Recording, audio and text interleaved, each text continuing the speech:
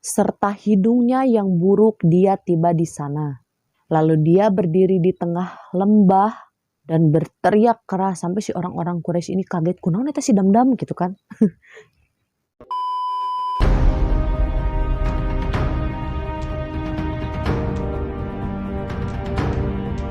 يا نبي الله بعض مناشدتك ربك فإن الله منجز لك الأمر.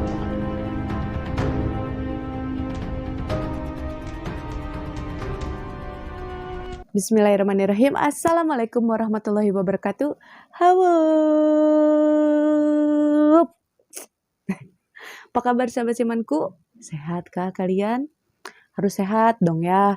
Karena kalau kita sakit semuanya teh akan jadi tertunda. Misalnya kerja gitu kan, jadi tertunda gara-gara kita sakit, pekerjaan teh jadi tidak beres. Nah, kalau kita sehat makan semuanya insya Allah jadi beres ya. Tapi jangan karena sakit juga kita teh jadi mengeluh ya. Kita juga harus mensyukuri nikmat sakit karena mungkin aja Allah memberi kita sakit itu karena Allah ingin menghapuskan dosa-dosa kita gitu. Jadi harus tetap disyukuri juga. Cuman tetap kita harus jaga kesehatan dengan minum air putih yang banyak, makan yang banyak, olahraga yang teratur. Meskipun Abi tara olahraganya, tapi kalian mah harus ya. Bukan tara, belum sih. Aku pengen, cuman pengen di rumah aja gitu. Sama apalagi ya, sama healing ya, healing keluar teras kek atau keluar rumah kayak di teras kek atau ke warung kek, itu udah termasuk healing. Jangan di rumah aja, jangan mainin handphone aja. Ayo bangun dan kita hidup lebih produktif lagi guys. Aku akan membawakan kisah Perang Badar yang sebelumnya emang udah pernah aku upload nih tentang Perang Badar kan. Tapi aku rasa di video sebelumnya itu masih ada banyak kekurangan dan banyak informasi yang belum aku lengkapi gitu, poin-poinnya gitu kan. Nah, makanya aku sekarang akan meremake ulang kisah Perang Badar. Tapi sebelum aku masuk ke videonya, aku ingatkan kembali jangan lupa untuk subscribe, like, comment, share. Tapi sebelum aku masuk ke ceritanya, aku ingatkan kembali jangan lupa untuk like, comment, share, and subscribe video ini, channel ini, agar channel ini lebih berkembang dan aku lebih semangat untuk membacakan kisah-kisah para nabi dan kisah lainnya lah pokoknya mah ya.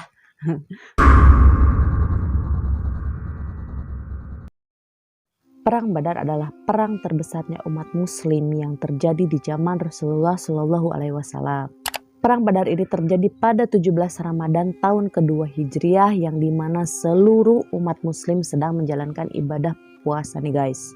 Dan perang ini merupakan kemenangan terbesar pertama umat muslim dalam menentang kebatilan dan kemusyrikan. Nah, dalam perang ini Rasulullah SAW memimpin 313 orang pasukan, 8 pedang, 6 baju perang, 70 ekor unta, dan 2 ekor kuda. Jadi 2 ekor kuda ini hanya ditunggangi oleh sahabat Rasulullah, yaitu Zubair bin Awam dan Miqdad bin Amr. Setiap 1 ekor unta ditunggangi 2-3 orang nih guys. Nah, sementara itu Rasulullah SAW menunggang untanya bersama Ali bin Abu Thalib dan Marstad bin Abu Marstad. Nah, lantas apa sih yang melatar belakangi Perang Badar ini terjadi?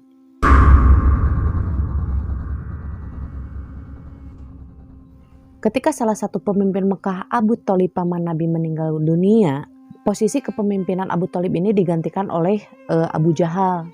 Nah, penguasa Abu Jahal ini merasa terancam dengan kemunculan Nabi Muhammad SAW dalam kegiatan dakwah beliau.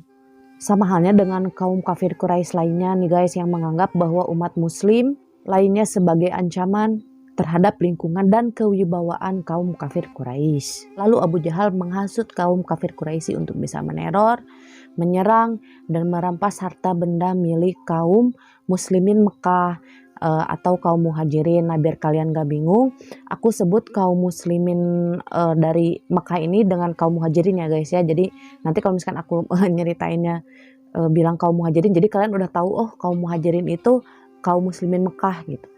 Bahkan ketika kaum Quraisy ada yang masuk Islam, mereka teh langsung dikeluarkan dari suku atau kaumnya. Jadi di Mekah ini ada beberapa bani gitu. Jadi enggak cuman satu bani, misalkan kayak ada Bani Muthalib, Bani Adi, yang kayak gitulah gitu ya. Pasti udah kebayangkan sama kalian gitu. Nah, jadi yang orang-orang yang udah masuk Islam ini dikeluarkan karena menurut mereka itu adalah penghinaan yang amat serius, guys. Kaum kafir Quraisy menyatakan peperangan kepada Rasulullah dan kaum muhajirin lainnya, bahkan menghalalkan darah mereka, guys. Nah, karena teror dan gangguan inilah akhirnya Rasulullah beserta umatnya memutuskan untuk hijrah dari kota Mekah ke Madinah. Nah, kenapa Rasulullah melakukan hijrah dari kota Mekah ke Madinah? Karena sepeninggalnya paman beliau yaitu Abu Thalib dan istri beliau yaitu Siti Khadijah radhiyallahu anhu, rasanya Rasulullah itu nggak ada lagi yang melindungi gitu, guys, karena paman Abu Thalib dan Siti Khadijah ini adalah orang terkuat lah di Quraisy gitu, orang yang benar-benar terpandang gitu. Makanya ketika mereka masih hidup, orang-orang kafir Quraisy memang benci ke Rasulullah tapi tidak berani nyuwit oge teu wani gitulah gitu. Nggak berani musik dikit pun gitu. Nah, tapi ketika sepeninggalnya mereka ini jadi makin berani gitu kan ke Rasulullah. Nah, akhirnya Rasulullah memutuskan untuk melakukan hijrah dari Mekah ke Madinah.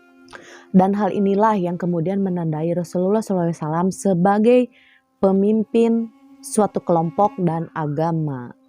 Karena kaum muhajirin hijrah dan meninggalkan harta benda mereka di Mekah, akhirnya menjadi sasaran empuk untuk kafir Quraisy merebut harta benda mereka kaum muhajirin.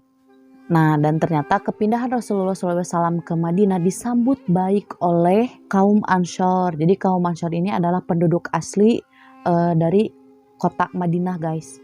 Nah, kenapa sih Rasulullah bisa langsung disambut di sana gitu? Jadi gini, sebelum Rasulullah melakukan hijrah, Rasulullah mengutus Mus'ab bin Umair. Mus'ab ini adalah pemuda yang pertama memeluk agama Islam dari Yathrib, dan Asad bin Zurarah untuk menyebarkan agama Islam di Madinah. Dan ternyata dakwah mereka disambut baik oleh Sa'ad bin Mu'adz dari Bani Abdil.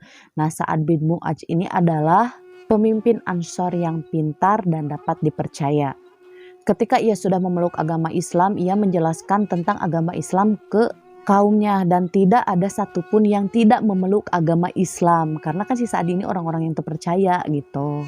Mereka semua memeluk Islam kecuali perkampungan Bani Umayyah bin Zaid, Hatmah, dan Wa'il. Dengan hijrahnya Rasulullah SAW dari Makkah ke Madinah, guys, tidak lantas membuat kaum kafir Quraisy ini berhenti untuk melakukan penekanan kepada Rasul dan umatnya gitu. Jadi mereka itu meskipun Rasulullah udah pindah ke Madinah tetap aja musik-musik mereka gitu. Akhirnya Allah Subhanahu wa taala menurunkan ayat yang mengizinkan berperang dalam surat Al-Hajj ayat 39 yang berbunyi, telah diizinkan berperang untuk orang yang diperangi karena sesungguhnya mereka telah dianiaya. Dan sesungguhnya Allah benar-benar menolong mereka, itu surat Al-Hajj ayat 39. Nah, kemudian turun lagi ayat yang menjelaskan bahwa izin berperang ini hanya dilakukan untuk menyingkirkan kebatilan dan menegakkan syiar Allah Subhanahu wa taala dalam firman-Nya, yaitu orang-orang yang jika kami teguhkan kedudukan mereka di muka bumi, niscaya mereka mendirikan sembahyang, menunaikan zakat, menyuruh berbuat ma'ruf dan mencegah dari perbuatan yang mungkar, dan kepada Allah lah kembali segala urusan. Surat Al-Hajj ayat 41. Dan izin berperang ini hanya dibatasi untuk melawan kaum kafir Quraisy aja ya, guys ya. Kan udah aku jelasin tadi sebelumnya bahwa yang pertama menyulut api peperangan ini adalah kaum kafir Quraisy yang terus mengganggu Rasulullah. Itu kan gak mungkin dibiarin aja kan sama Allah. Kan Allah itu Maha Penyayang dan menolong mereka itu gitu. Makanya diturunkanlah ayat tadi yang mengizinkan Rasulullah beserta umatnya untuk melawan mereka dengan berperang gitu. Nah, setelah turunnya ayat dan setelah diizinkan untuk berperang, pasukan muslim mulai melakukan aktivitas militer. Yang pertama mereka lakukan adalah mengirim mata-mata yang bertugas untuk lebih mempelajari rute-rute perjalanan di sekitar kota Madinah serta jalur-jalur yang menuju kota Mekah. Karena jalur-jalur ini tuh sering dilewati oleh kaum-kaum kafir Quraisy dan Rasulullah menerapkan ghazwah atau serangan demi bertahan hidup untuk mengambil hak-hak yang telah kaum kafir Quraisy ambil ketika kaum muhajirin melakukan hijrah dari kota Mekah ke Madinah. Nah, garis bawah ya guys, bukan malak, lain majeg, tapi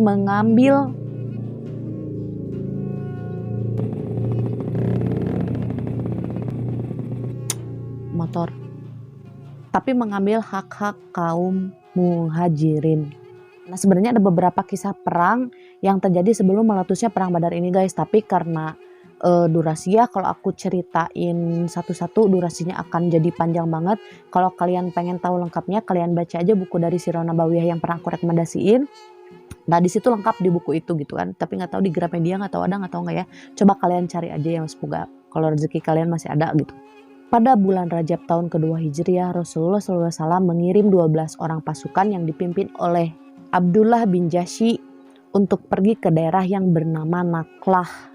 Nah, pada saat itu Rasulullah SAW menulis surat tertutup dan hanya boleh dibuka setelah melakukan perjalanan selama 2 hari. Maka Abdullah bin Jahsy berangkat dan membaca surat tersebut setelah 2 hari perjalanan. Nah, isi surat tersebut adalah, jika engkau sudah membaca surat ini, maka pergilah menuju Naklah di antara Mekah dan Taif. Selidiki rombongan dagang Quraisy, lalu sampaikan kabar tentang mereka kepada kami. Abdullah berkata, kami mendengar dan menaatinya. Dan ternyata di tengah perjalanan, unta yang ditunggangi oleh Sa'ad bin Abu Waqqas dan Utbah bin Ghazwan ini terlepas guys. Sehingga mereka harus berpisah untuk mencari unta mereka tersebut yang kabur tadi kan. Abdullah bin Jahsy pun meneruskan perjalanan hingga akhirnya mereka tiba di Naklah. Dan tidak berselang lama, kemudian kafilah dagang Quraisy lewat dengan membawa kismis, kulit, dan berbagai macam dagangan. Karena misi ini terjadi pada bulan Rajab, bulan yang dilarang untuk berperang di dalamnya, orang-orang muslim melakukan musyawarah karena mereka bingung nih kalau mau perang itu lagi bulan Rajab gitu kan, enggak disamperin ya lebar gitu kan ya, mumpung ayah gitu udah ada di pelupuk mata ya apalagi gitu kan. Ya akhirnya mereka itu membuat majelis musyawarah lalu berkata, pada saat ini kita berada di akhir bulan Rajab yang termasuk bulan suci. Jika kita memerangi mereka, berarti kita telah melanggar bulan suci. Tetapi jika kita biarkan, saat ini pula mereka akan memasuki tanah suci. Nah, akhirnya mereka memutuskan untuk menghadapi rombongan kafilah dagang Quraisy ini untuk mengambil hak-hak mereka yang telah kaum kafir Quraisy ambil di Mekah. Dan serangan ini telah menghilangkan nyawa seorang kafir Quraisy bernama Ibnu al-Hadrami.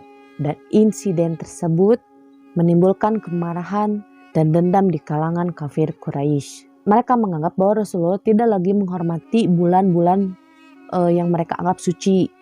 Nah, sementara itu Rasulullah juga tidak tahu nih bahwa ternyata serangan ini memakan korban gitu. Dan karena kan Rasulullah dari awal di isi surat itu kan sudah bilang hanya untuk menggali informasi dan memberitahukan kepada Rasulullah gitu. Jadi Rasulullah juga nggak tahu kalau mereka akan melakukan penyerangan, karena posisi kaum muslimin juga ya aku ngerti sih, karena posisi kaum muslimin juga kan ya gimana gitu kan, udah ada di depan matanya, gaskeun lah gitu kan.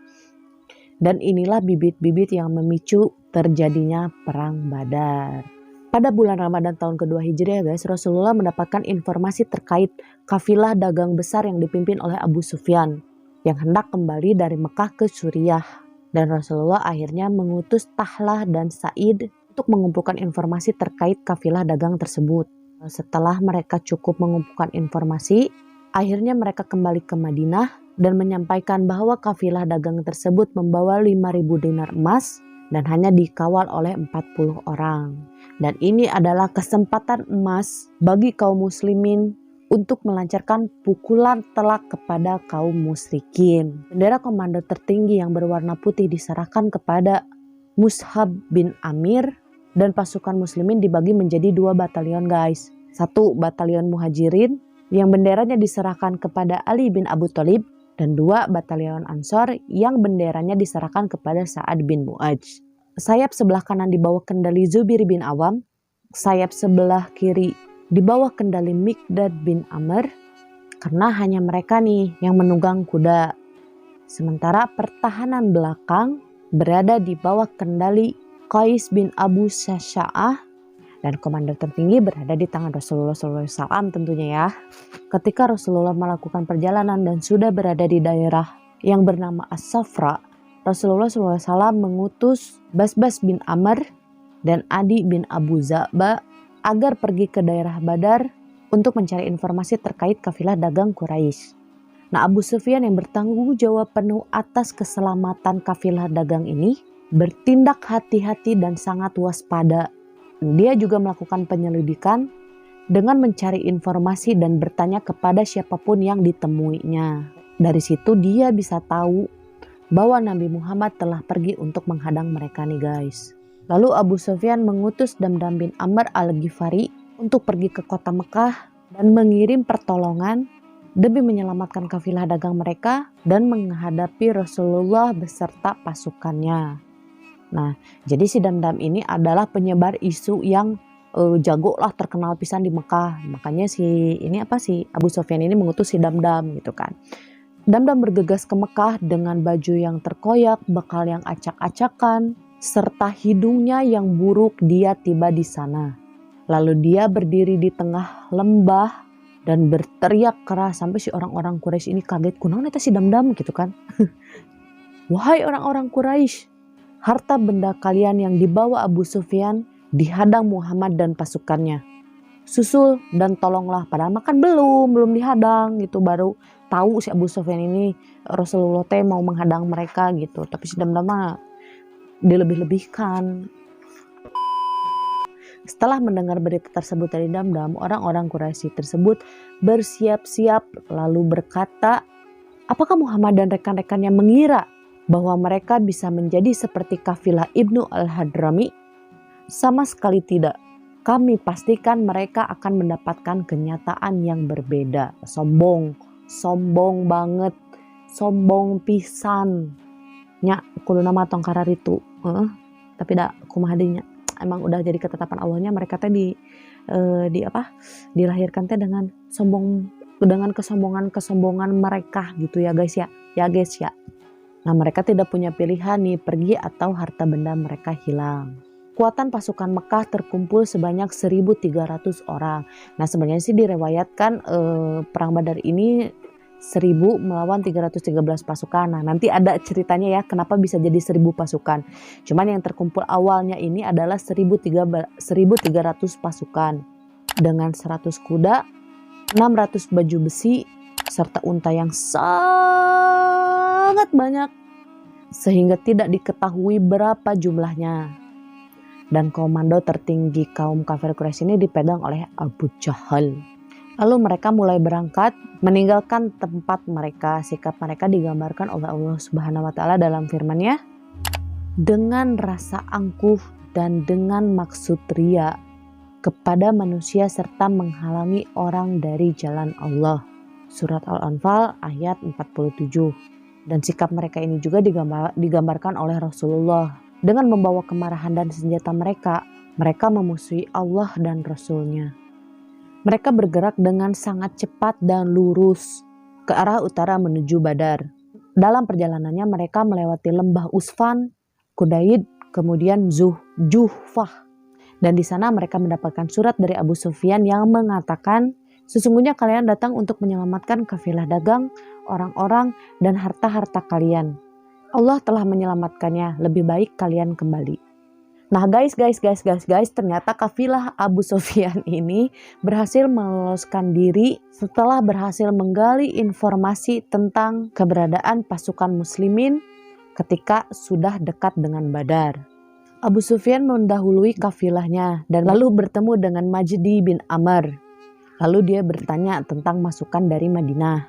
Majdi menjawab, aku tidak melihat seorang pun, aku hanya melihat 2 orang yang menunggangi unta, lalu mereka berhenti di balik bukit. Setelah mereka mengisi air, keduanya pergi. Abu Sufyan dengan segera pergi ke bukit yang telah disebutkan oleh si Majdi tadi, dan dia melihat tempat menderumnya unta mereka.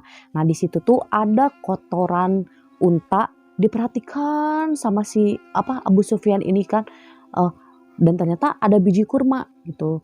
Nah, si Abu Sufyan ini yakin betul bahwa bahwa unta ini adalah tunggangan orang Madinah yang diutus oleh Rasulullah SAW.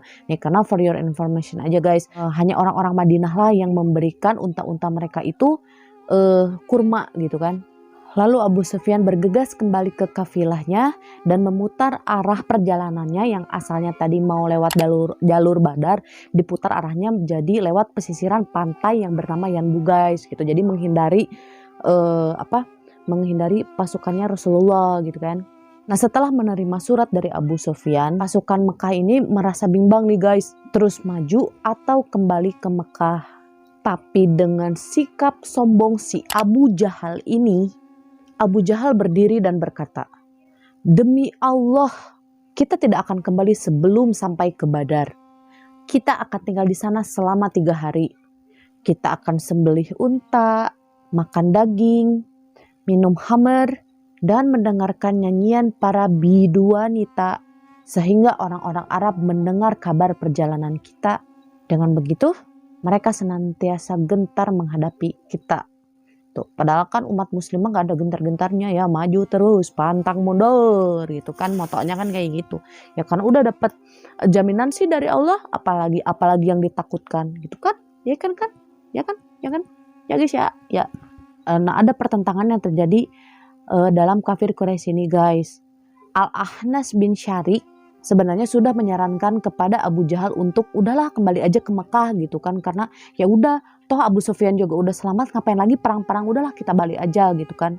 Tetapi Abu Jahal tetap dengan keangkuhan dan keinginannya. Akhirnya Al-Ahnas dengan sekitar 300 orang dari Bani Zuhrah menarik diri dari peperangan tersebut, dan tidak ada seorang pun dari Bani Zuhrah yang ikut ke Badar gitu. Nah, jadi sebenarnya 1.300, tapi karena ada Al-Ahnas dari Bani Zuhrah ini menarik diri, akhirnya 300 yang lainnya itu ikut si Al-Ahnas ini kan, karena mereka juga mikirnya ya udah sih ngapain perang-perang, udahlah balik aja lah gitu kan, orang harta udah selamat, ini kan kekeh mah si Abu Jahal. Nah, sebetulnya ada beberapa riwayat yang mengatakan bahwa tadinya ada juga yang mau menarik diri nih, tapi dengan sifat sombong si Abu Jahal ini kan dihasut gitu, jadi ya udahlah terjadi gitu kan, nggak jadi menarik diri gitu, dan jadilah 1.000 orang. Ketika Rasulullah masih berada dalam perjalanan, tepatnya di Wadi Zafiran, datanglah mata-mata yang dikirim oleh beliau. Dia datang membawa kabar tentang lolosnya kafilah dagang Abu Sufyan. Mendengar keseluruhan laporan dari mata-mata itu, Rasulullah menarik kesimpulan nih guys, bahwa tidak ada peluang untuk menghindari pertempuran. Nah, melihat perkembangan yang mengkhawatirkan dan tidak terduga ini, Rasulullah menggelar musyawarah militer tinggi. Nah, beliau mengisyaratkan posisi yang harus dipertaruhkan secara mati-matian. Beliau juga membuka peluang kepada para anggota dan komandan untuk memberi masukan.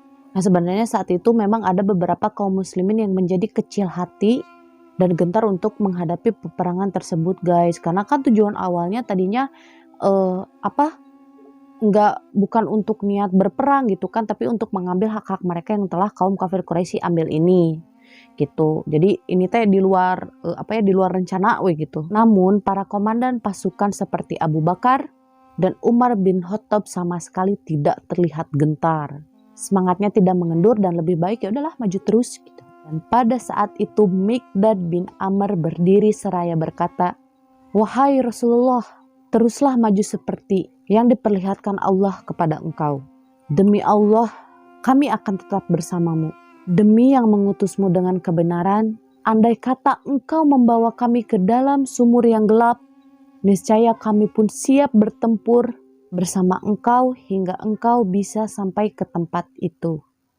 Bagus, kata Rasulullah. Ketiga komandan pasukan tersebut berasal dari muhajirin guys. Nah, padahal pada saat itu kaum muhajirin ini jumlahnya lebih sedikit nih dibanding kaum ansor. Nah, setelah mendengar pendapat 3 komandan dari muhajirin, Rasulullah berkata, "Beri aku masukan wahai semua orang. Nah, sesungguhnya perkataan beliau ini ditujukan kepada kaum-kaum Ansor. Jadi guys, sebenarnya kaum-kaum Ansor ini tidak ada kewajiban untuk ikut berperang gitu. Karena kan awalnya Ghazwah ini hanya dilakukan untuk mengambil hak-hak kaum Muhajirin gitu kan. Tapi karena kesetiaan mereka dan ketaatan mereka kepada Rasulullah, akhirnya mereka pun ikut berperang. Komandan Ansor yaitu Sa'ad bin Mu'adz mengerti nih apa maksud dari perkataan Rasulullah ini. Lalu dia berkata, "Demi Allah, sepertinya yang engkau maksudkan adalah kami, kaum Ansor, ya Rasulullah." Begitulah jawab Rasulullah. Nah, lalu Sa'ad dengan gagah berani berkata, "Kami telah beriman kepada engkau. Kami telah membenarkan engkau. Kami telah bersaksi apa yang engkau bawa adalah kebenaran. Dan kami telah memberikan sumpah dan janji kami untuk patuh dan taat. Majulah wahai Rasulullah, seperti yang engkau kehendaki. Demi yang mengutusmu dengan kebenaran, andai kata terbentang lautan menghalangi, lalu engkau terjun mengarunginya, kami akan ikut bersama engkau. Kami suka jika besok kami bersama engkau menghadapi musuh bersama-sama. Kami dikenal sebagai orang yang jujur dan sabar dalam peperangan. Akan kami tunjukkan pada peperangan besok. Semoga Allah memperlihatkan kepadamu tentang diri kami, maka majulah bersama kami dengan barokah Allah." Oh, Masya Allah ya. Sa'ad bin Mu'adz ini benar-benar, ya bukan Sa'ad aja ya, tapi semua sahabat-sahabat Rasulullah itu orang-orang yang pemberani ya guys ya. Nah, Rasulullah merasa lega nih mendengar perkataan Sa'ad. Waalaikumsalam. Wah, apa itu? Dari Halo guys, maaf banyak jeda. Tadi suami aku baru dateng bawa telur, jadi aku sambut dia dulu gitu. Nah, oke, kita lanjut ke cerita. Kita lanjut lagi ya ceritanya. Rasulullah merasa lega nih guys mendengar perkataan Sa'ad yang penuh dengan semangat tersebut. Lalu beliau berkata, "Majulah kalian semua dan terimalah kabar gembira karena Allah telah menjanjikan salah satu dari dua pihak kepadaku. Demi Allah, seakan-akan aku bisa melihat tempat kematian mereka." Setelah Rasulullah melanjutkan perjalanan hingga akhirnya tiba di dekat daerah Badar, beliau mengirim mata-mata untuk mencari kabar tentang hal ihwal musuh nih guys, ya informasi-informasi tentang musuh lah. Dan yang diberi tugas ini adalah 3 komandan perang dari kaum Muhajirin, yaitu Ali bin Abu Thalib, Zubair bin Awam, dan Sa'ad bin Abu Waqqas. Dan mereka bertiga pergi ke tempat mata air Badar. Nah, dan di sana kebetulan mereka bertemu dengan 2 orang pesuruh pasukan Makkah yang sedang mengambil air. Dan para komandan tadi langsung membawa 2 pesuruh ini dan menghadapkannya kepada Rasulullah SAW. Nah, pada saat mereka membawa 2 pesuruh dari Quraisy ini, Rasulullah saat itu sedang melaksanakan sholat guys. Maka 2 tawanan itu pun langsung dimintai keterangannya oleh para sahabat. Nah, mereka berdua menjawab, "Kami adalah pesuruh Quraisy, diperintah untuk mengambil air bagi kebutuhan mereka." Namun para komandan ini tidak merasa puas nih guys dengan jawaban kedua pemuda tadi, kedua tawanan tadi. Karena mereka ini masih mengharapkan bahwa 2 tawanan ini tuh adalah dari kafilah dagang Abu Sufyan. Jadi sebenarnya dari hati kecil mereka sih, mereka tidak ingin peperangan ini terjadi. Jadi ya mereka hanya ingin mengambil hak mereka, ya udah gitu, nggak ada perang gitu kan. Makanya karena berharap ingin si 2 tawanan ini dari pesuruh Abu Sufyan, kan mereka itu terus dipaksa, didesakkan sampai dipukulin berkali-kali meskipun dia udah ngaku, kami bukan kami pesuruh Quraisy, kami hanya disuruh untuk mengambil air kan. Udah beberapa kali gitu dipukulin lagi kan, sampai pada akhirnya merendah saking kusyunya. Akhirnya mereka terpaksa menjawab, mungkin ekspresinya gini kali ya, "Ya kami dari kafilah dagang Abu Sufyan," gitu. Karena saking takut dan sakit gitu kan, dipukulin berkali-kali biar ngaku, padahal kan mereka udah jujur dari awalnya gitu kan. Setelah selesai sholat, Rasulullah bersabda seakan menyindir mereka. Mereka ini adalah 3 komandan yang disuruh Rasulullah tadi ya. "Jika mereka berkata jujur, kalian memukulinya. Tapi jika mereka berkata dusta, kalian membiarkannya. Demi Allah, mereka jujur bahwa mereka pesuruh Quraisy." Lalu 2 pesuruh tadi diajak bicara oleh Rasulullah guys. Jadi diajak gitu kan, yang 3 komandan tadi mah. udah pergi. Jadi yang ngobrol itu cuma Rasulullah sama 2 tawanan ini. Nah, lalu Rasulullah bertanya, "Beritakan kepadaku tentang posisi kaum Quraisy," tanya Rasulullah. Dan keduanya menjawab, "Mereka berada di balik bukit pasir yang dapat engkau lihat jika memandang ke arah Udwatul Quswa." "Berapa jumlah mereka?" tanya Rasulullah lagi. "Banyak." "Berapa tepatnya?" "Kami tidak tahu persis." "Berapa ekor binatang yang mereka sembelih setiap harinya?" tanya Rasulullah lagi. "Kadang 9, terkadang 10. Berarti jumlah mereka sekitar 900 sampai 1000 orang. Beliau menyimpulkan. Kemudian beliau bertanya lagi, "Siapa saja pemuka Quraisy yang ikut bergabung?" "Ada Utbah dan Syaibah, Abul Bakhtari bin Hisham, Hakim bin Hizam, Naufal bin Khalid, Al-Harits bin Amr, dan beberapa orang lagi yang mereka sebutkan." Jadi bukan hanya itu aja yang tadi aku sebutin ya guys, tapi masih ada lagi. Setelah mendapatkan informasi dari kedua tawanan tadi, Rasulullah langsung menghadap kepada para pasukannya. Lalu beliau bersabda, "Wahai semua orang, inilah Mekah yang menghantarkan jantungnya kepada kalian." Nah, pada malam itu Allah Subhanahu wa taala menurunkan hujan yang sangat deras sehingga orang-orang musyrik Quraisy basah kuyup guys dan menghambat mereka untuk maju. Tetapi bagi kaum muslimin, hujan tersebut seakan membersihkan dan menyingkirkan kotoran setan dari diri mereka. Bumi menjadi kesat, pasir menjadi kuat, dan hati mereka menjadi semakin menyatu. Tuh, kita sebagai muslimin mah harusnya menganggap hujan itu sebuah berkah guys, karena memang berkah hujan itu. Rasulullah SAW membawa pasukannya untuk mendahului kaum musyrikin Quraisy sehingga mereka bisa menduduki tempat di dekat mata air Badar guys. Hingga akhirnya pada sore hari mereka telah sampai di dekat mata air tersebut. Nah, pada saat itu berdirilah Hubab bin Munzir seraya berkata layaknya seorang penasehat perang nih guys. Nah, ia berkata, "Wahai Rasulullah, apakah keputusan untuk menempati lokasi ini merupakan wahyu dari Allah atau merupakan pendapatmu sebagai siasat strategi perang ya Rasulullah?" Lalu Rasulullah menjawab, "Ini merupakan pendapatku sebagai siasat dan strategi perang." Jawab Rasulullah. Hubab berkata lagi, "Wahai Rasulullah, jika ini strategi yang lahir dari pendapatmu dan bukan merupakan wahyu, maka menurutku kita harus berhenti di tepi sebelah sana sehingga kita bisa lebih dekat dari mereka. Kita timbun kolam mereka, lalu kita penuhi kolam kita dengan air sehingga mereka tidak bisa menjangkaunya ya Rasulullah. Dan ketika kita berperang, kita bisa minum dengan leluasa, tapi mereka akan kesulitan air, sehingga mereka tidak akan bisa minum ya Rasulullah." Dengar usul dari Hubab, Rasulullah langsung sependapat nih dengan Hubab. Nah, kemudian Rasulullah membawa seluruh pasukannya sampai jarak mereka lebih dekat dengan mata air dari pihak musuh guys. Dan pada malam hari sebagian pasukan Rasulullah membuat kolam dan menimbun kolam yang memungkinkan bagi musuh. Setelah Rasulullah SAW mempersiapkan pasukannya, beliau berkeliling melihat arena yang akan menjadi medan pertempuran. Dan beliau menunjuk beberapa tempat seraya bersabda, "Di sana tempat kematian si Fulan insya Allah, dan di sana tempat kematian Fulan insya Allah." Dan pada malam itu Rasulullah SAW memperbanyak sholat malam di dekat pohon yang ada di sana guys. Sementara itu, kaum muslimin tertidur dengan sangat tenang. Setiap hembusan nafasnya seolah memancarkan sinar keyakinan dari dalam hatinya.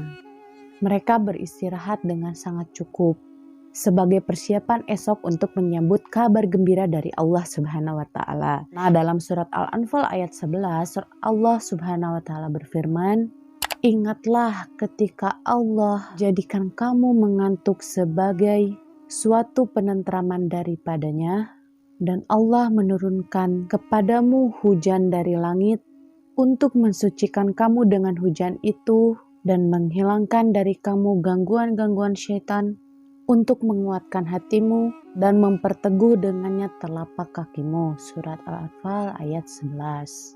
Nah, malam itu pasukan Quraisy menghabiskan waktu malamnya di tempat yang disebut Udwatul Quswa guys.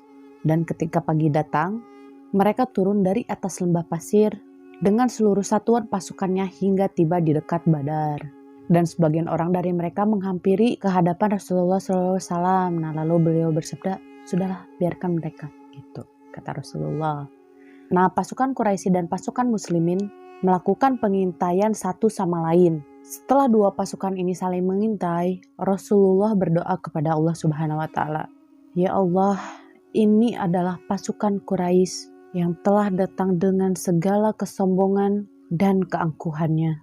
Mereka memusuhimu dan mendustakan utusanmu, ya Allah. Ya Allah, aku berharap pertolongan seperti yang Engkau janjikan. Ya Allah, binasakanlah mereka pagi ini." Lalu setelah berdoa kepada Allah, beliau mengeluarkan titahnya seraya memberikan petunjuk kepada para pasukannya agar tidak memulai pertempuran sebelum mereka diperintahkan oleh beliau. Jadi jangan dulu perang sebelum ada aba-aba dari saya ya, gitu. Lalu beliau berseru, "Jika kalian merasa jumlah mereka lebih banyak daripada kalian, maka lepaskanlah anak panah kepada mereka. Dahului anak panah mereka. Dan jangan tergesa-gesa menghunus pedang kalian sebelum mereka mendekat ke arah kalian." Nah, setelah mengeluarkan titah, Rasulullah SAW lalu kembali ke tendanya. Jadi pada malam itu tenda ini dibuatkan oleh para pasukannya guys. Jadi dikhususkan tenda ini untuk Rasulullah berdoa dan ditemani oleh Abu Bakar. Nah, sementara itu Sa'ad bin Mu'adz tanggung jawab memimpin satuan pasukan yang bertugas melindungi beliau. Nah, ini kita masuk ke cerita yang paling ramainya guys. Detik-detik meletusnya perang Badar. Nah, yang pertama kali menyulut api peperangan adalah Aswad bin Abdul Sa'ad. Nah, Aswad ini dikenal sebagai orang yang kasar dan buruk akhlaknya nih guys. Dia keluar dari barisan pasukan Quraisy dan berkata, "Aku bersumpah atas nama Allah, benar-benar aku akan minum dari kolam mereka, atau aku akan menghancurkannya, atau aku akan mati karenanya." Nah, kalian pasti bertanya-tanya kan guys, kenapa sih mereka ini kalau bersumpah pasti bawa nama Allah gitu kan. Jadi sebenarnya mereka itu percaya guys akan adanya Allah, tapi ya mereka itu mendustakan Allah dan Rasulnya gitu. Nantilah aku ceritain di video berikutnya ya kisah agama apa sih yang dianut oleh bangsa Arab sebelum lahir dan diutusnya Rasulullah. Nah, ketika dia keluar disambut oleh Hamzah bin Abdul Muttalib, singa Allah guys. Nah, saat mana keduanya telah berhadapan nih guys, gak pakai lama Hamzah langsung menebaskan pedangnya lalu mengenai betis Aswad hingga terputus. Nah kan, berani-beraninya kau, makanya gak usah belagu ya. Darahnya pun muncrat hingga mengenai rekan-rekannya. Bayangin sama kalian betapa gimana tajamnya gimana tajamnya pedang itu sampai bikin sekali tebasan aja langsung putus. Dengan tenaga yang tersisa sama kaki buntung, Aswad merangkak maju menuju kolam hingga tercebur ke dalamnya. Tapi secepat kilat Hamzah menghunuskan pedangnya sekali lagi. Ini adalah korban pertama dalam peperangan tersebut yang akhirnya memicu tempuran di antara kedua belah pihak guys. Nah, setelah itu keluarlah 3 pemuka Quraisy. Mereka dikenal sebagai petarung yang handal yang menunggang kuda. Nah, ketiganya ini berasal dari satu keluarga. Mereka adalah Utbah dan Saibah, putra dari Rabi'ah, serta Al-Walid bin Utbah. Nah, setelah mereka keluar, mereka menentang untuk adu tanding nih guys. Maka keluarlah 3 pemuda dari kaum muslimin. Mereka adalah Auf, Muawidz, dan Abdullah bin Rau'ah. Lalu 3 kafir Quraisy ini bertanya, "Siapa kalian?" Mereka menjawab, "Kami adalah orang-orang Ansor." Dengan sombongnya ketiga pemuka Quraisy ini menjawab, "Kami menginginkan orang-orang yang terpandang. Kami tidak membutuhkan kalian. Kami hanya mau bertanding dengan putra paman kami." Mereka lalu berseru, "Muhammad, keluarkan kepada kami orang yang terpandang dari kaum kami." Rasulullah berkata, "Bangunlah Ubaidah bin Al-Harits, kau Hamzah dan engkau Ali." Setelah berdiri dan mendekati mereka, kafir Quraisy itu bertanya lagi, "Siapa kalian?" Setelah dijawab, mereka berkata lagi, "Memang kalian orang-orang yang terpandang. Ubaidah yang paling tua di antara mereka menghadapi Utbah bin Rabi'ah. Hamzah berhadapan dengan Syaibah dan Ali menghadapi Al-Walid. Nah, Hamzah dan Ali dengan mudah dapat mengalahkan lawannya nih guys. Tetapi lain halnya dengan Ubaidah. Dia mendapat kesulitan sehingga dia harus saling melukai satu sama lain dengan musuhnya gitu. Ubaidah terluka, si lawannya pun terluka. Melihat kawannya terluka, lalu Hamzah dan Ali mendatangi Utbah dan membunuhnya. Puas. Kemudian Hamzah dan Ali memapah Ubaidah yang telah terluka parah guys. Kakinya teh putus karena kena tebasan pedangnya si Utbah. Tapi ya karena kekuatan imannya dia itu sama sekali tidak mengeluh sakit atau apa gitu, enggak. Hingga akhirnya Ubaidah pun syahid ketika perjalanan pulang menuju Madinah. Ketika itu ya perang sudah selesai. Nah, dengan berakhirnya adu tanding tersebut menjadi awal kebinasaan kaum kafir Quraisy ini guys. Sebab mereka telah kehilangan 3 orang petarung handal yang sangat mereka andalkan. Sekaligus kehilangan 3 komandan pasukan mereka. Jadi pasti rewas satu, waduh marah rawat gini kan gitu kan. Pasti kayak gitu kan seenggaknya gitu kan. Kumaha tuh ya pasti down lah gitu. Kemarahan mereka semakin memuncak. Lalu mereka menyerang kaum muslimin secara bersamaan dan membabi buta. Setelah memohon pertolongan dan kemenangan kepada Allah Subhanahu wa taala, memurnikan niat dan tunduk kepadanya, maka orang-orang muslim menghadang seluruh serangan itu secara bergelombang dan terus menerus. Mereka tetap berdiri di tempat yang seperti Rasulullah suruh tadi dengan sikap bertahan guys. Namun ternyata cara Rasulullah ini ternyata sangat ampuh guys untuk menjatuhkan korban dari pihak musuh. Mereka tidak berhenti menyerukan kalimat ahad, ahad, the power of iman. Dan Rasulullah SAW tidak berhenti memohon doa kepada Allah Subhanahu wa taala, memohon kemenangan pernah dijanjikan Allah kepadanya. Beliau bersabda, "Ya Allah, penuhilah bagiku apa yang Kau janjikan kepadaku ya Allah. Sesungguhnya aku mengingatkanmu pada sumpah dan janjimu." Saat pertempuran semakin memuncak dan semakin berkecamuk sampai mencapai puncaknya nih ya guys ya, beliau kembali memohon, "Ya Allah, jika pasukan ini hancur saat ini, tentu Engkau tidak akan disembah lagi. Kecuali jika menang ya Allah, Engkau menghendaki tidak disembah untuk selamanya setelah hari ini." Nah, doa yang beliau adukan kepada Allah begitu dalam dan menyayat guys. Sampai beliau ini gak sadar guys bahwa mantel yang dikenakan Rasulullah itu sampai jatuh. Itu saking khusyuknya berdoa beliau kepada Allah, sampai mantalnya jatuh pun gak kerasa gitu kan. Lalu Abu Bakar memungut mantel beliau dan mengembalikannya kepada pundak Rasulullah. Seraya Abu Bakar berkata kepada beliau, "Cukuplah wahai Rasulullah, permohonanmu sudah cukup bagimu." Lalu Allah Subhanahu wa taala menurunkan wahyu kepada malaikat, "Sesungguhnya aku bersama kamu, maka teguhkanlah pendirian orang-orang yang telah beriman. Kelak akan aku jatuhkan rasa ketakutan ke dalam hati orang-orang kafir." Surat Al-Anfal ayat 12. Lalu Allah menurunkan wahyu kepada Rasulullah, "Sesungguhnya aku akan mendatangkan bala bantuan pada kamu dengan 1000 malaikat yang datang secara berturut-turut." Maksud dalam wahyu itu guys, malaikat yang turun itu enggak langsung datang serentak gitu, enggak, tapi berturut-turut gitu. Misalkan 100 orang dulu kan 1000 malaikat kan dibantunya, 100 malaikat dulu, 200 malaikat dulu, 300 malaikat kayak gitu. Jadi enggak langsung 1000 pasukan gitu, enggak gitu maksudnya gitu. Nah, setelah itu sekilas Rasulullah terlihat seperti mengantuk. Beliau menundukkan kepalanya. Setelah itu beliau mengangkat kepalanya lagi seraya bersabda, "Bergembiralah wahai Abu Bakar." Merinding. "Bergembiralah wahai Abu Bakar. Inilah Jibril yang datang di atas gulungan-gulungan debu." Lalu Rasulullah keluar dari pintu tenda dengan mengenakan baju besi seraya berseru, "Golongan itu pasti akan dikalahkan dan mereka akan mundur ke belakang." Surat Al-Qamar ayat 45.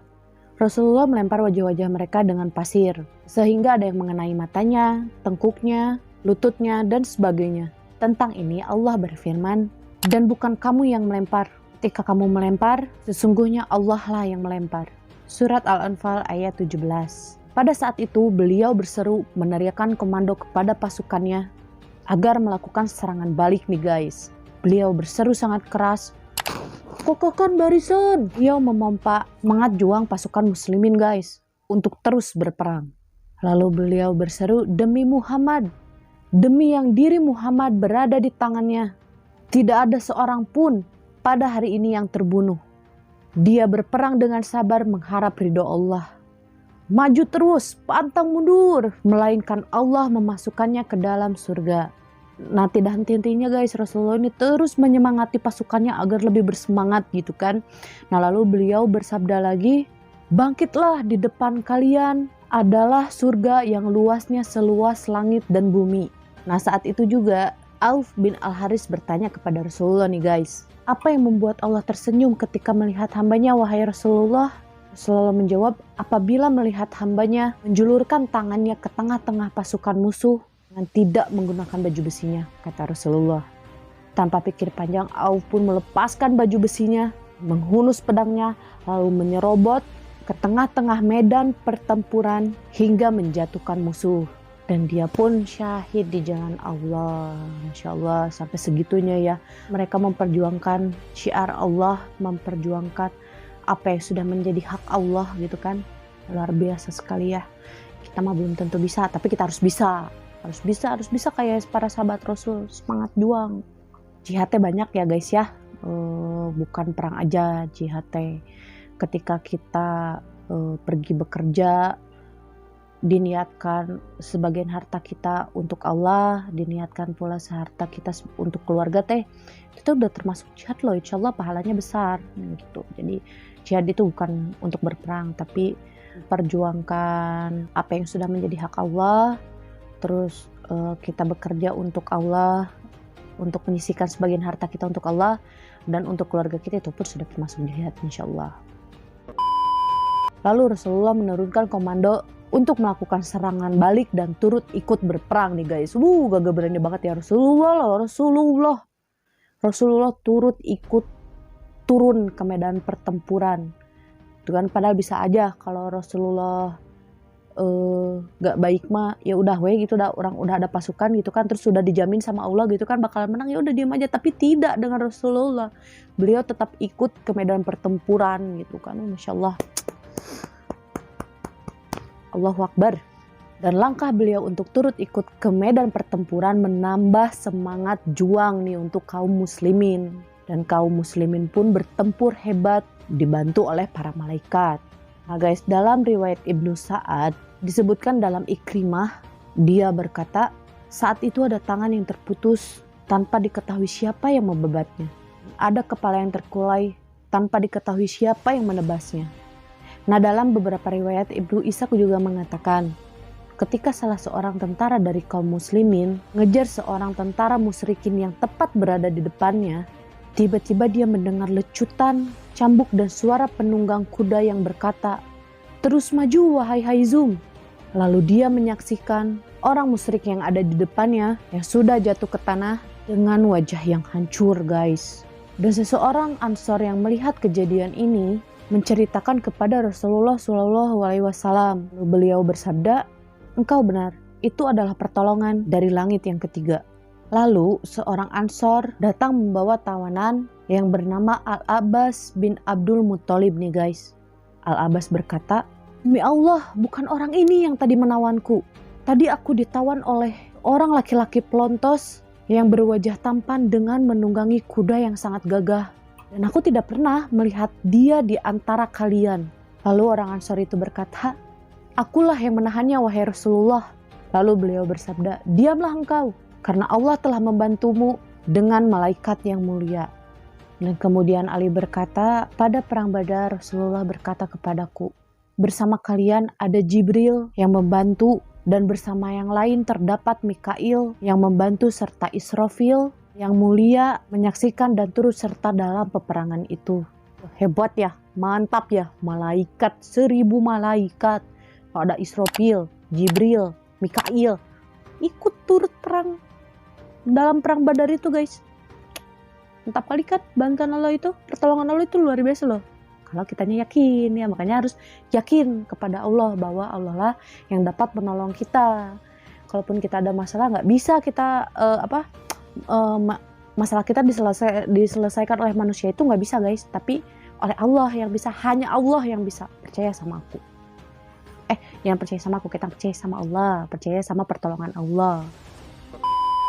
Gelagat dan bayang-bayang kekalahan mulai tergambar dalam barisan orang musyrik guys. Banyak sudah korban yang terjatuh akibat serangan kaum muslimin.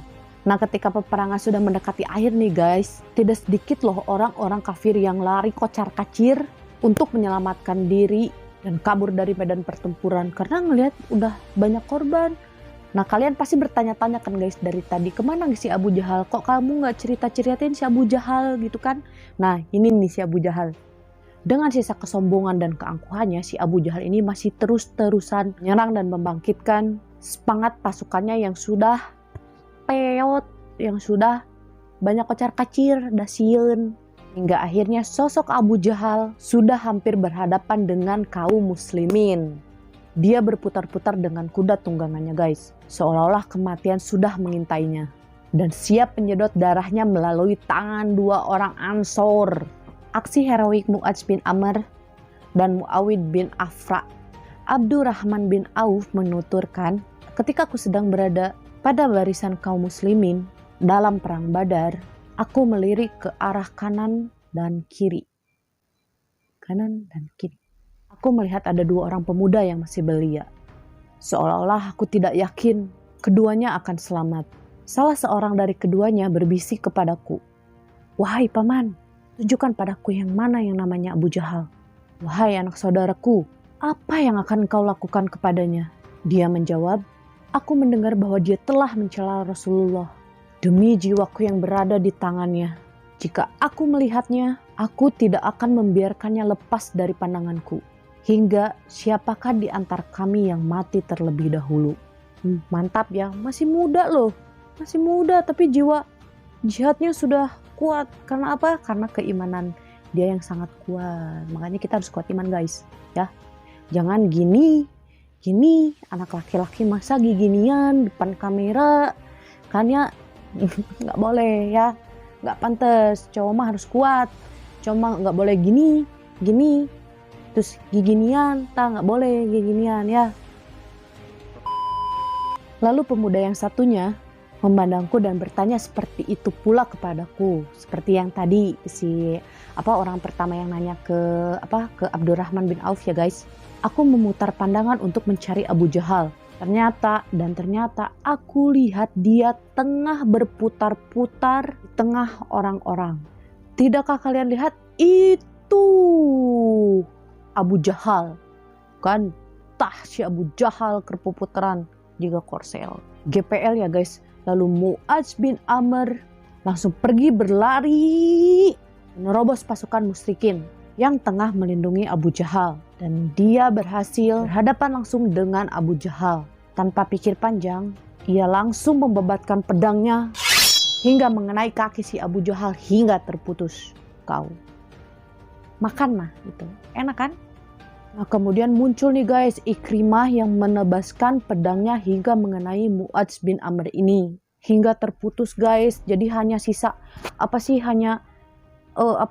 terputusnya tapi nggak putus langsung putus plek gitu, enggak loh. Jadi cuma sisa-sisa kulit dari tangannya itu. Jadi ngegelantung loh tangan si Mu'adz itu, kasihan. Sakit yang Mu'adz rasakan membuat ia tidak bisa bertempur lagi guys. Dan tersisih keluar dari medan pertempuran. Karena tangannya tadi kan gak kuat dia. Tapi gak sampai situ. Lalu datang nih Muawid ke arah Abu Jahal. Lalu menyabetnya dengan pedang. Sehingga tersungkurlah si Abu Jahal. Dan membiarkannya dalam keadaan sekarat. Lalu Muawid bertempur hingga akhirnya syahid di medan pertempuran. Nah ketika pertempuran telah selesai, Rasulullah bertanya nih kepada pasukannya, "Siapa yang tahu apa yang terjadi dengan Abu Jahal?" kata Rasulullah. Lalu orang-orang berpencar mencari si Abu Jahal. Abdullah bin Mas'ud menemukannya tengah terengah-engah sekarat nih guys. Abdullah bin Mas'ud menginjakkan kakinya kepada leher Abu Jahal, lalu menarik jenggotnya hingga mendongkak begini guys. Itu. Lalu Abdullah berkata, apakah Allah sudah menghinakanmu, wahai musuh Allah? Dengan sisa kesombongan si Abu Jahal yang padahal dia ini lagi sekarat loh ya, tapi masih bisa-bisanya dia ini sombong. Dia menjawab, dengan apa dia menghinakan diriku? Apakah aku menjadi hina karena menjadi orang yang telah kalian bunuh? Atau orang yang kalian bunuh lebih terhormat? Andai saja aku dibunuh oleh bukan tukang pembajak tanah. Beritahu aku, siapa yang berhasil menguasai daerah ini? Tanya Abu Jahal. Allah dan Rasulnya, jawab Abdullah tegas. Sungguh aku telah menaiki tangga paling sulit, wahai pengembala kambing, kata Abu Jahal. Karena memang dahulu sewaktu di Mekah, Abdullah bin Mas'ud ini adalah pengembala kambing guys gitu. Jadi si Abu Jahal ini ngeledek Abdullah lah gitu dengan sebutan pengembala kambing. Setelah pembicaraan tersebut, Abdullah bin Mas'ud menikam-nikam kepala Abu Jahal dan membawanya ke hadapan Rasulullah SAW seraya berkata, wahai Rasulullah, ini adalah kepala Abu Jahal sang musuh Allah. Lalu Rasulullah bersabda, Allah yang tiada Tuhan selain dia. Jadi beliau ini mengucapkan kata-kata itu sampai 3 kali nih guys.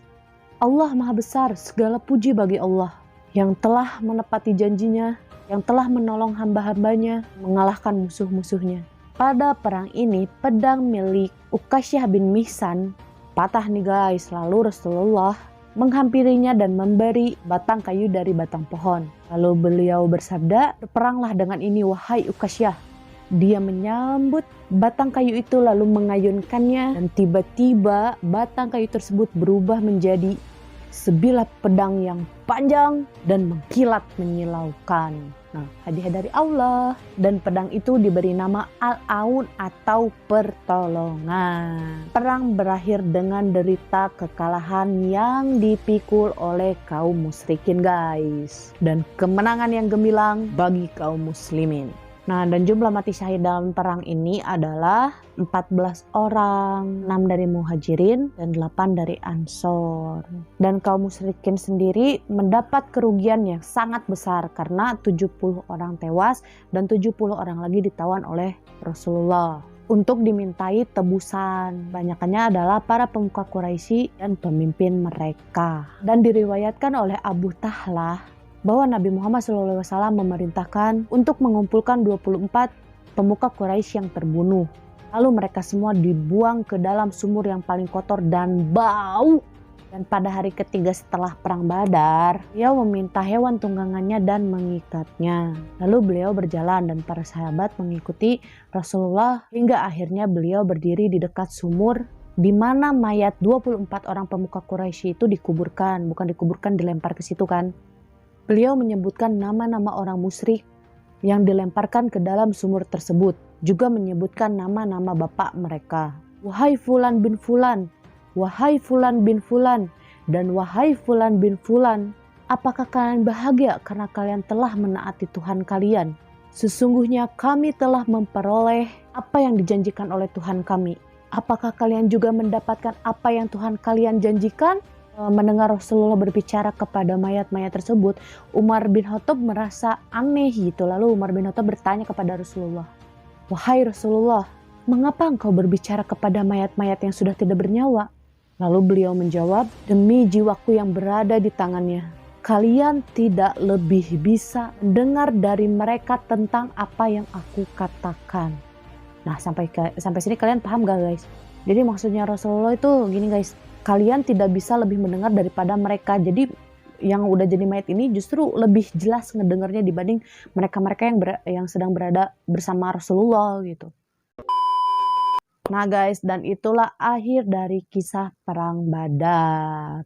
Makna apa aja sih yang bisa kalian dapatkan dari kisah perang Badar ini? Coba kalian komen di bawah ya guys. Dan kalaupun ada kekurangan dari cerita aku, kalian boleh tambahin juga di kolom komentar.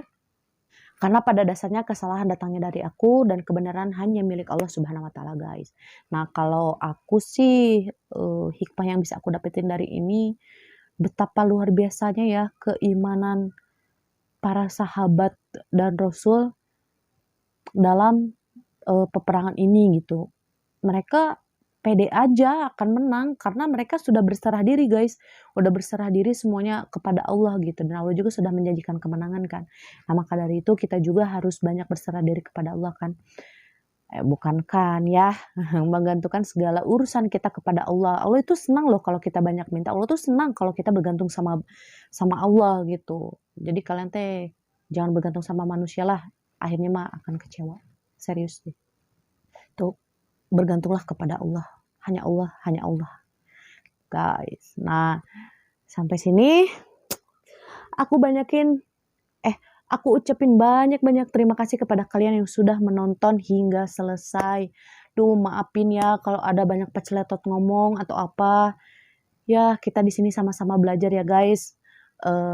Aku dapat ilmu, kalian juga dapat ilmu gitu. Aku belajar, kalian pun belajar gitu. Biar kita bisa lebih mencintai Allah dan Rasul-Nya. Karena kita itu adalah umat-umatnya Rasul. Nah guys, oke, sekian video dari aku. Sampai ketemu di video selanjutnya. Sekali lagi aku ucapin banyak terima kasih ya. Jaga kesehatan kalian. Assalamualaikum warahmatullahi wabarakatuh. Annyeong.